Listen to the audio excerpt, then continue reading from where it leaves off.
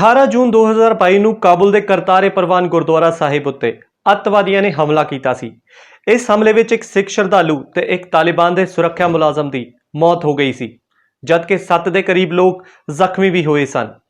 ਅਫਗਾਨਿਸਤਾਨ ਵਿੱਚ ਸਿੱਖਾਂ ਉੱਤੇ ਹਮਲਾ ਪਹਿਲੀ ਵਾਰ ਨਹੀਂ ਹੋਇਆ ਹੈ।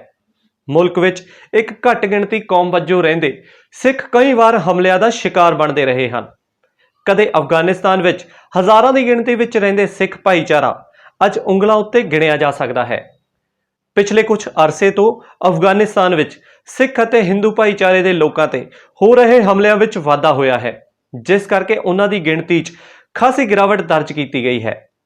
ਅਫਗਾਨਿਸਤਾਨ ਵਿੱਚ ਰਹਿਣ ਵਾਲੇ ਸਿੱਖਾਂ ਅਤੇ ਹਿੰਦੂਆਂ ਦੀ ਗਿਣਤੀ ਪਿਛਲੇ ਸਾਲ ਸਿਰਫ 200 ਦੇ ਕਰੀਬ ਰਹਿ ਗਈ ਹੈ, ਜਦਕਿ 1970 ਦੇ ਦਹਾਕੇ ਵਿੱਚ ਇਹ ਗਿਣਤੀ 5 ਲੱਖ ਦੇ ਕਰੀਬ ਸੀ। ਹੁਣ ਬਚੇ ਹੋਏ ਬਹੁਤੇ ਸਿੱਖ ਵਪਾਰੀ ਹਨ ਜੋ ਮਸਾਲੇ, ਦਵਾਈਆਂ ਅਤੇ ਇਲੈਕਟ੍ਰੋਨਿਕ ਸਮਾਨ ਵੇਚ ਕੇ ਆਪਣਾ ਗੁਜ਼ਰ ਬਸਰ ਕਰਦੇ ਹਨ।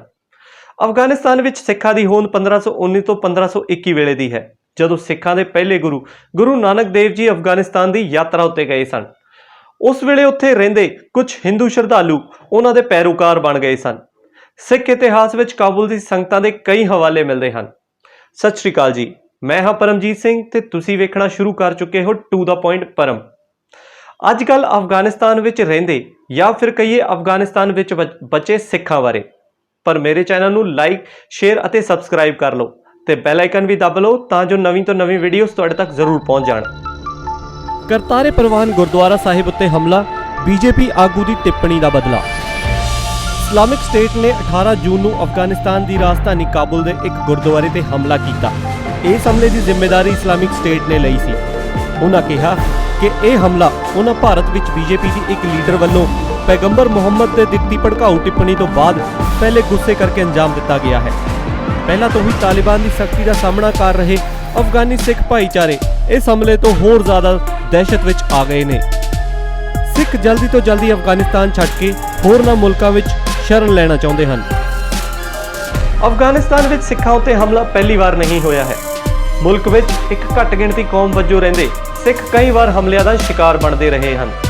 ਭਾਵੇਂ 1980 ਦੇ ਦਹਾਕੇ ਵਿੱਚ ਅਫਗਾਨਿਸਤਾਨ ਵਿੱਚ ਸੋਵੀਅਤ ਜੰਗ ਦਾ ਮਾਹੌਲ ਹੋਵੇ ਜਾਂ ਫਿਰ 1992 ਵਿੱਚ ਨਜੀਬੁੱਲਾ ਸਰਕਾਰ ਦਾ ਡਿੱਗਣਾ ਹੋਵੇ, ਹਰ ਵਾਰ ਹੀ ਘੱਟ ਗਿਣਤੀ ਵਜੋਂ ਰਹਿੰਦੇ ਸਿੱਖ ਭਾਈਚਾਰੇ ਨੂੰ ਮੁਸੀਬਤਾਂ ਦਾ ਸਾਹਮਣਾ ਕਰਨਾ ਪਿਆ ਹੈ।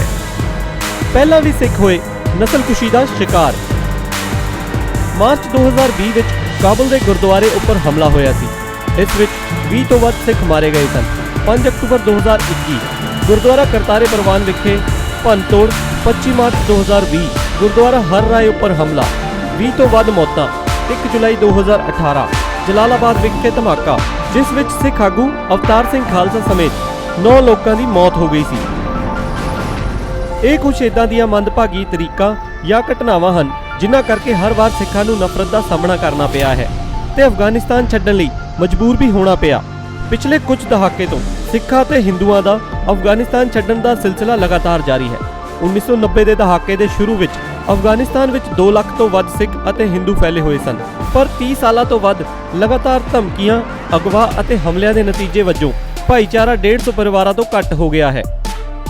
ਸਿੱਖਸ ਆਫ ਕਾਬੁਲ 2001 ਦੇ ਮਸ਼ਹੂਰ ਲੇਖਕ ਖਜਿੰਦਰ ਸਿੰਘ ਦਾ ਕਹਿਣਾ ਹੈ ਕਿ 1992 ਵਿੱਚ ਅਫਗਾਨਿਸਤਾਨ ਵਿੱਚ ਤਕਰੀਬਨ 60,000 ਸਿੱਖ ਸਨ। ਤਾਲਿਬਾਨ ਦਾ ਆਉਣਾ ਅਤੇ ਇਸਲਾਮਿਕ ਸਟੇਟ ਸਮੂਹ ਵੱਲੋਂ ਹਿੰਸਾ ਵਿੱਚ ਤੇਜ਼ੀ ਨੇ ਇਹ ਸਾਬਿਤ ਕੀਤਾ ਹੈ ਕਿ ਸਿੱਖਾਂ ਲਈ ਹੁਣ ਇਹ ਜਗ੍ਹਾ ਸੁਰੱਖਿਅਤ ਨਹੀਂ ਰਹੀ। ਅਫਗਾਨਿਸਤਾਨ ਵਿੱਚ ਸਿੱਖਾਂ ਤੇ ਹਿੰਦੂਆਂ ਦੀ ਮੌਜੂਦਗੀ ਸਦੀਆਂ ਪੁਰਾਣੀ ਹੈ। Afghan Sikh and Hindu history of 1000 years ਨਾਂ ਦੀ ਕਿਤਾਬ ਦੇ ਲੇਖਕ ਇੰਦਰਜੀਤ ਸਿੰਘ ਕਹਿੰਦੇ ਹਨ, ਬਾਬਰ ਤੋਂ ਨਾਦਰ ਸ਼ਾਹ ਦੇ ਭਾਰਤ ਆਉਣ ਤੱਕ ਕਾਬੁਲ, ਜਲਾਲਾਬਾਦ ਤੇ ਗਜ਼ਨੀ ਮੁਗਲ ਰਾਜ ਦਾ ਹੀ ਹਿੱਸਾ ਰਹੇ ਸੀ। ਇਹ ਸਮਾਂ ਤਕਰੀਬਨ 235 ਸਾਲਾਂ ਦਾ ਬਣਦਾ ਹੈ। ਤਾਂ ਇਸ ਵੇਲੇ ਸਿੱਖਾਂ ਤੇ ਹਿੰਦੂਆਂ ਨੂੰ ਅਫਗਾਨਿਸਤਾਨ ਵਿੱਚ ਰਹਿਣ ਜਾਂ ਵਿਚਰਨ ਵਿੱਚ ਕੋਈ ਮੁਸ਼ਕਲਾਂ ਨਹੀਂ ਸੀ ਪੇਸ਼ ਆਈਆਂ। ਅਫਗਾਨੀ ਸਿੱਖ ਅਤੇ ਅਫਗਾਨਿਸਤਾਨ ਦੇ ਬਦਲਦੇ ਹਾਲਾਤ। ਇੰਦਰਜੀਤ ਸਿੰਘ ਅਨੁਸਾਰ ਅਫਗਾਨਿਸਤਾਨ ਦੇ ਬਾਦਸ਼ਾਹ ਜ਼ਾਹਿਰ ਸ਼ਾਹ ਤੋਂ ਪ੍ਰਧਾਨ ਮੰਤਰੀ ਮੁਹੰਮਦ ਦਾਊਦ ਨੇ 1953 ਵਿੱਚ ਅਹੁਦਾ ਸੰਭਿਆ ਸੀ। ਇਹ ਉਹ ਵੇਲਾ ਸੀ ਜਦੋਂ ਅਫਗਾਨਿਸਤਾਨ ਵਿੱਚ ਸੁਧਾਰ ਸ਼ੁਰੂ ਹੋਏ ਸੀ। ਇਹਨਾਂ ਸੁਧਾਰਾਂ ਦਾ ਫਾਇਦਾ ਉੱਥੇ ਰਹਿੰਦੇ ਹਿੰਦੂ ਅਤੇ ਸਿੱਖਾਂ ਨੂੰ ਵੀ ਹੋਇਆ। 1954 ਤੇ 55 ਦੇ ਆਲੇ ਦੁਆਲੇ ਸਿੱਖਾਂ ਨੂੰ ਤਜ਼ਕੀਆ ਯਾਨੀ ਕਿ ਪਛਾਣ ਪੱਤਰ ਦਿੱਤੇ ਗਏ ਸਨ।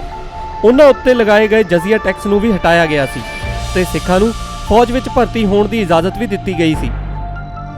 ਉਸ ਵੇਲੇ ਅਫਗਾਨ ਨੌਜਵਾਨਾਂ ਲਈ 2 ਸਾਲ ਦੀ ਮਿਲਟਰੀ ਸਰਵਿਸ ਜ਼ਰੂਰੀ ਸੀ। ਵਿਸਾਖੀ ਮੌਕੇ ਕੱਢੇ ਨਗਰ ਕੀਰਤਨ ਵਿੱਚ ਸਿੱਖ ਫੌਜੀ ਮਾਣ ਨਾਲ ਫੌਜੀ ਵਰਦੀ ਪਾ ਕੇ ਆਉਂਦੇ ਸੀ। ਇੰਦਰਜੀਤ ਸਿੰਘ ਅਨੁਸਾਰ ਉਸ ਵੇਲੇ ਫੌਜ ਦੀ ਸਰਵਿਸ ਪੂਰੀ ਕਰ ਚੁੱਕੇ ਫੌਜੀਆਂ ਨੂੰ ਖਾਸ ਮੌਕਿਆਂ ਤੇ ਵਰਦੀ ਪਾਉਣ ਦੀ ਇਜਾਜ਼ਤ ਸੀ। ਜਦੋਂ ਸੋਵੀਅਤ ਸੰਘ ਅਤੇ ਮੁਜਾਹਿਦੀਨਾਂ ਵਿਚਾਲੇ ਅਫਗਾਨਿਸਤਾਨ ਵਿੱਚ ਸੰਘਰਸ਼ ਸ਼ੁਰੂ ਹੋਇਆ ਤਾਂ ਸਿੱਖਾਂ ਤੇ ਹਿੰਦੂਆਂ ਨੂੰ ਸੁਰੱਖਿਆ ਦਾ ਖਤਰਾ ਪੈਦਾ ਹੋ ਗਿਆ। ਉਸ ਵੇਲੇ ਅੱਤਵਾਦੀਆਂ ਨੂੰ ਕਿਹਾ ਜਾਂਦਾ ਸੀ ਕਿ ਹਿੰਦੂ ਸਿੱਖ ਭਾਰਤੀ ਕਾਫਰ ਹਨ।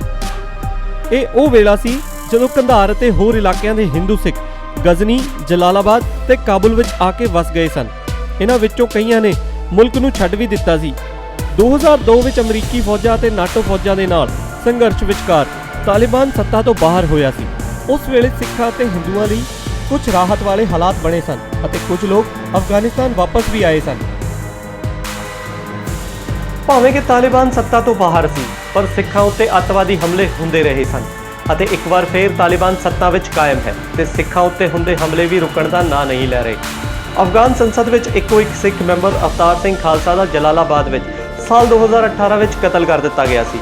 ਉਹਨਾਂ ਦੇ ਪੁੱਤਰ ਨਰਿੰਦਰ ਸਿੰਘ ਦੀ ਸੰਸਦ ਮੈਂਬਰ ਵਜੋਂ ਚੋਣ ਵੀ ਹੋਈ ਸੀ।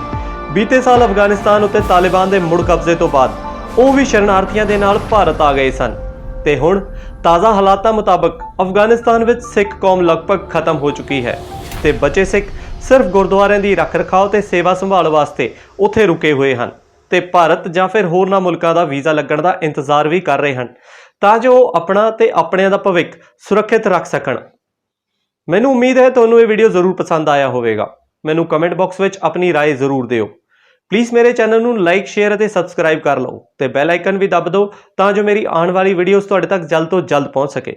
ਆਪਣਾ ਖਿਆਲ ਰੱਖੋ, ਆਪਣਿਆਂ ਦਾ ਖਿਆਲ ਰੱਖੋ। ਹੱਸਦੇ ਰਹੋ, ਮੁਸਕਰਾਉਂਦੇ ਰਹੋ। ਸਤਿ ਸ਼੍ਰੀ ਅਕਾਲ।